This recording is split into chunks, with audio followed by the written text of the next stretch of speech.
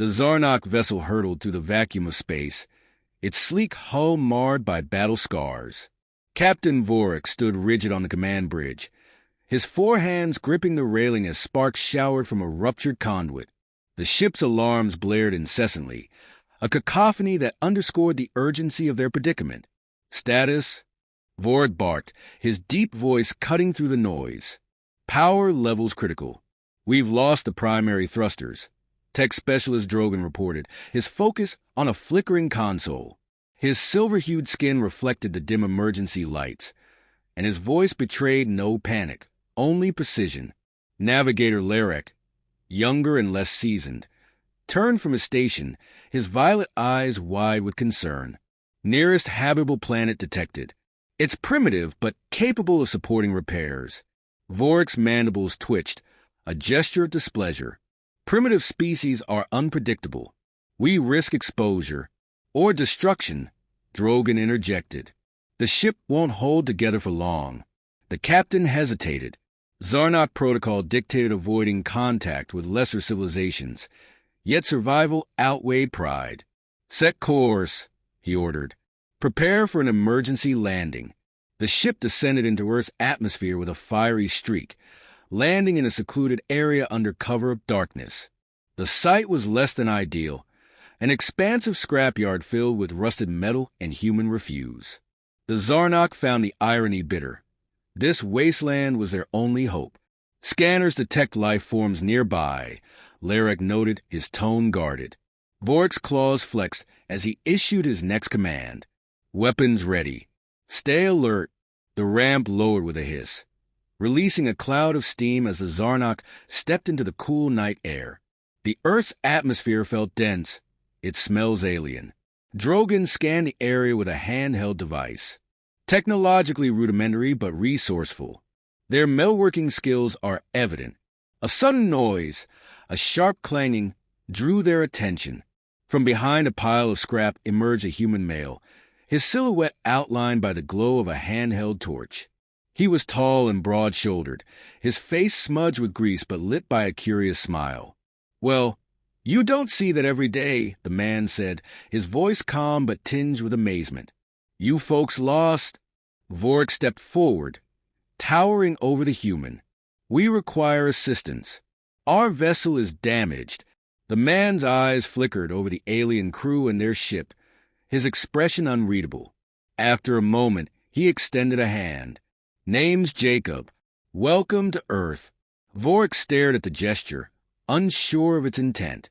Drogan, quicker to adapt, murmured, "It's a greeting ritual," before nudging the captain.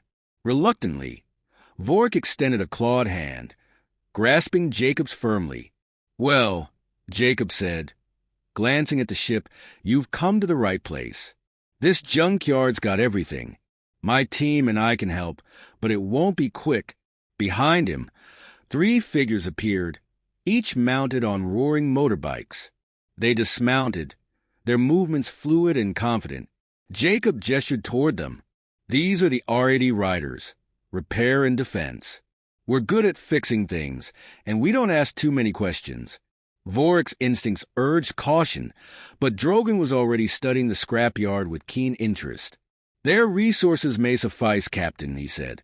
"Their methods, unconventional but promising."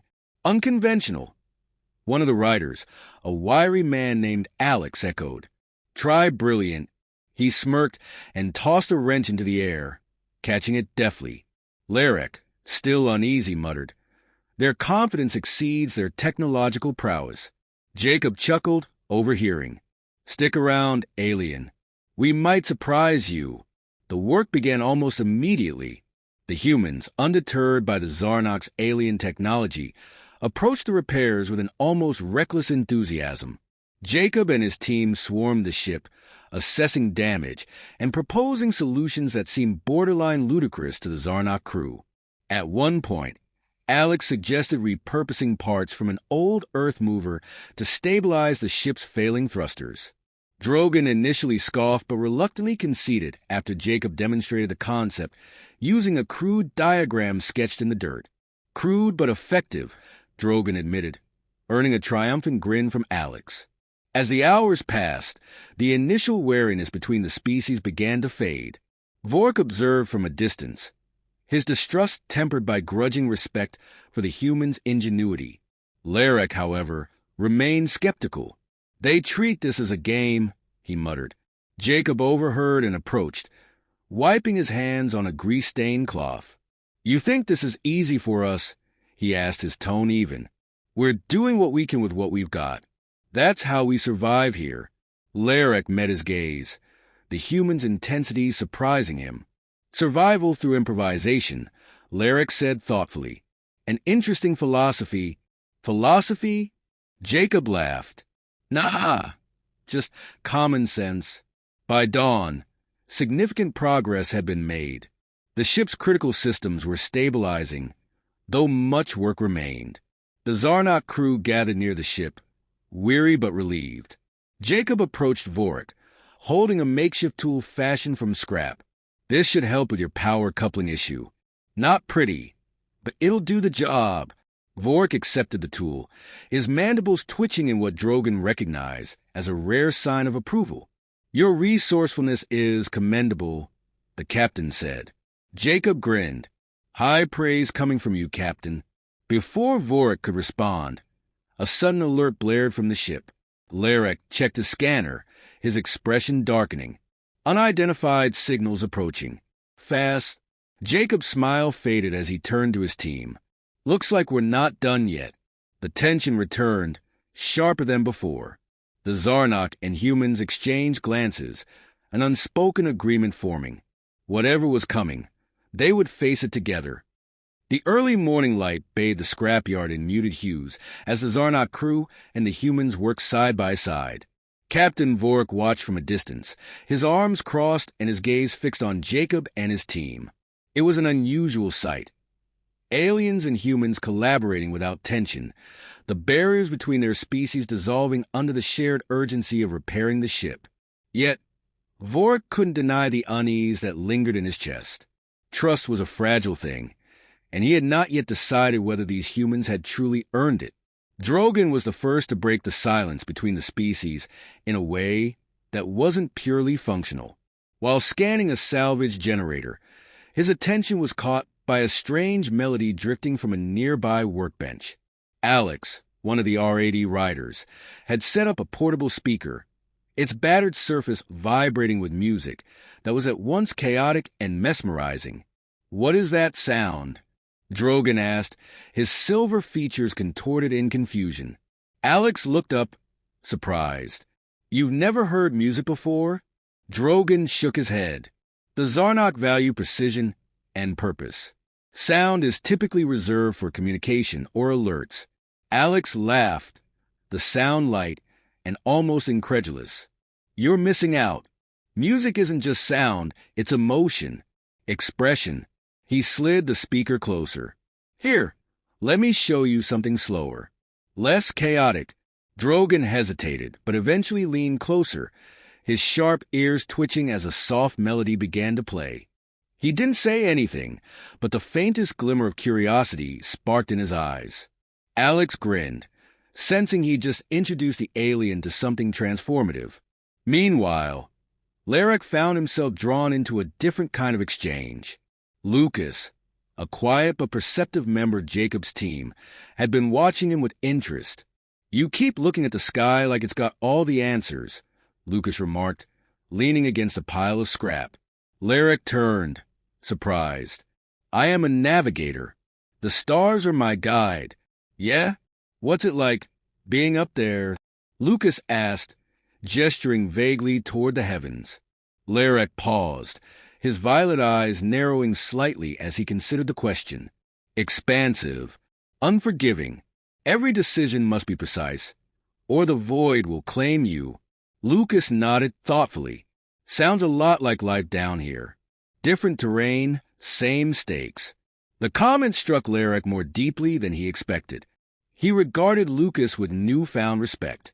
Perhaps we are not so different after all. As the hours stretched into afternoon, Captain Vork found himself reluctantly drawn into a philosophical conversation with Jacob. The two stood near the ship, observing the collaborative chaos around them. Your crew's rigid, Jacob noted, his tone casual but not unkind. Efficient, sure, but stiff. Vorik bristled but held his temper. Discipline ensures survival. Chaos breeds failure. Jacob chuckled. Maybe. But sometimes chaos is what you need to get through a bad situation. Improvisation, adaptability. That's how we've made it this far on Earth. Vorik's mandibles twitched, the closest thing to a frown in his species. Improvisation leads to mistakes. Yeah, Jacob agreed. And mistakes lead to learning. It's messy, but it works. The words lingered in Vorik's mind longer than he cared to admit. As the day progressed, small moments of camaraderie began to surface. Drogon surprised Alex by asking for more music recommendations, his tone almost eager. Larek and Lucas shared navigation tips, Larek explaining star charts while Lucas introduced him to Earth's primitive yet ingenious GPS systems. Even Vorik, though still guarded, found himself engaging in lighter exchanges with Jacob, their mutual respect growing despite their differing worldviews. It was during one such moment of levity that a tense interruption shattered the atmosphere. Drogon's scanner emitted a sharp beep, drawing everyone's attention. Unusual energy signatures nearby, he reported, his tone urgent. Jacob frowned, his casual demeanor evaporating. What kind of signatures? Drogon's expression darkened. Not human. Something else. The humans exchanged uneasy glances, and Jacob's voice was steady but firm. Riders, gear up, just in case. As the team scattered to prepare, Drogon approached Vorik. Captain, this could be a scouting party from our pursuers. If they've tracked us here... Vorik cut him off with a raised hand. We'll deal with it when it comes. For now, focus on the repairs. We can't afford to be caught unprepared. The moment passed, but the tension remained, a shadow over the growing bonds between the humans and the Zarnok. Yet, as night fell and work continued under the glare of floodlights, something unspoken passed between the two groups. A sense of unity, fragile but real, began to take root. Drogon, once dismissive of human ingenuity, found himself marveling at Alex's resourcefulness. Larek, ever the skeptic, admitted to Lucas that Earth's navigational challenges required a level of intuition he hadn't fully appreciated. Even Vorik, standing beside Jacob as they observed the others, couldn't deny the humans' resilience. They're not what I expected, Vorik admitted quietly.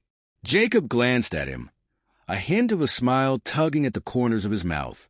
Neither are you, Captain. The repairs were far from complete, and the looming threat remained unresolved.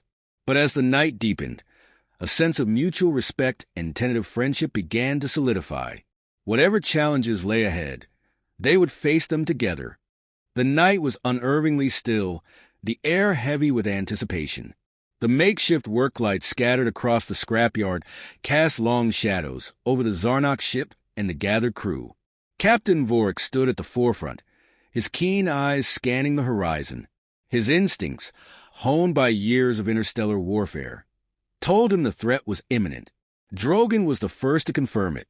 His handheld scanner emitted a rapid series of beeps, and his voice, though measured, carried a note of urgency. Hostile vessels inbound. Estimated arrival, 10 minutes. The humans reacted immediately.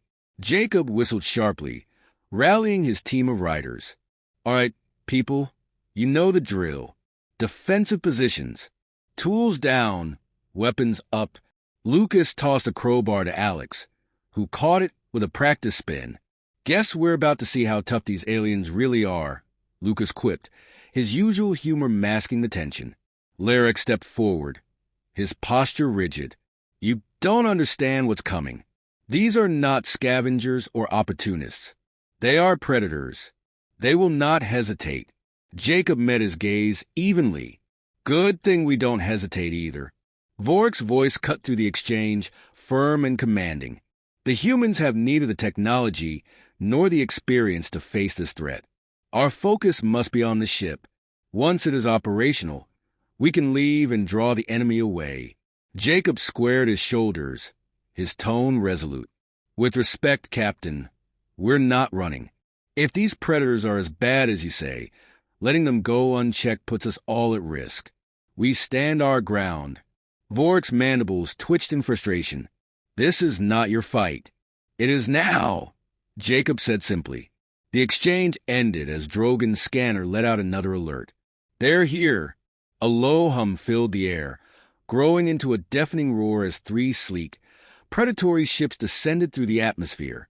They hovered menacingly, their dark hulls gleaming under the floodlights. A moment later, beams of light shot down, and towering alien figures emerged. Their forms were jagged and insectoid, their movements swift and calculated. The Zarnok crew formed a defensive line, their weapons drawn. Drogon activated a portable shield generator, its translucent field crackling into place. Larek, armed with a plasma rifle, positioned himself near the humans, who had armed themselves with an eclectic mix of tools and improvised weaponry. The first attack came without warning. A burst of energy that struck the shield, sending a shockwave through the scrapyard. Alex stumbled but regained his footing, his grip tightening on his crowbar. "This is insane," he muttered, but there was no fear in his voice. Jacob's voice rang out. "Hold the line. Don't let them push us back." The humans fought with an audacity that stunned even the Zarnok. While the Zarnok relied on precision strikes and coordinated tactics, the humans adapted on the fly, using their surroundings to their advantage. Alex darted between piles of scrap, using a reflective panel to blind one of the attackers. Lucas, wielding a modified nail gun, fired projectiles that found weak points in the alien's armor. Drogon, initially skeptical of the humans' chaotic approach, found himself impressed. He adjusted his own tactics, coordinating his shots with Alex's distractions. Larek, meanwhile, provided cover fire for Lucas, his rifle's plasma bolts cutting through the enemy ranks. Despite their combined efforts, the attackers began to gain ground. Vork, fighting at the center of the line, knew their defenses wouldn't hold forever. The shield generator was failing, its hum faltering with each successive hit. "We cannot sustain this," he growled, slashing at an attacker with his energy blade. Jacob, bloody but unyielding, shouted back. "Then we take the fight to them." Without waiting for approval, Jacob led a charge toward the enemy ships. The humans and Zarnok followed, their combined force a surprising match for the invaders. Drogon and Alex worked together to disable one of the enemy vessels, using salvage explosives from the scrapyard. The resulting blast lit up the night sky, sending shockwaves through the battlefield. The tide began to turn. The remaining attackers, now outnumbered and disoriented, retreated to their ships. As the last enemy vessel ascended into the sky, a collective sigh of relief swept through the scrapyard. The victory was hard-won, and the cost was evident. The scrapyard was in ruins, and several of Jacob's team nursed injuries. Yet, amidst the destruction, a sense of triumph lingered. Vork approached Jacob, his expression inscrutable. "You fought well," he said, his tone grudgingly respectful. Jacob smirked, wiping dirt from his face. "Not bad for a bunch of primitives, huh?" Vork's mandibles twitched in what Drogon recognized as the Zarnok equivalent of a smile.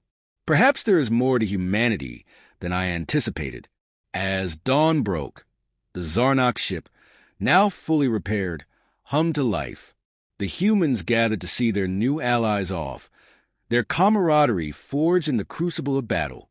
Vork stood at the base of the ramp, his gaze sweeping over the humans. "You have shown courage and ingenuity. For that, you have earned our respect." Jacob extended a hand, and this time, Vork accepted it without hesitation. "Don't be strangers," Jacob said. Vork inclined his head. "We will remember this world and its people." As the ship ascended into the sky, the humans watched until it disappeared from view. For Jacob and his team, life would soon return to its usual rhythm, but they knew the encounter had changed them. Somewhere out in the stars, they had allies, proof that even in the vast, indifferent universe, humanity's resilience and unity could leave a lasting mark.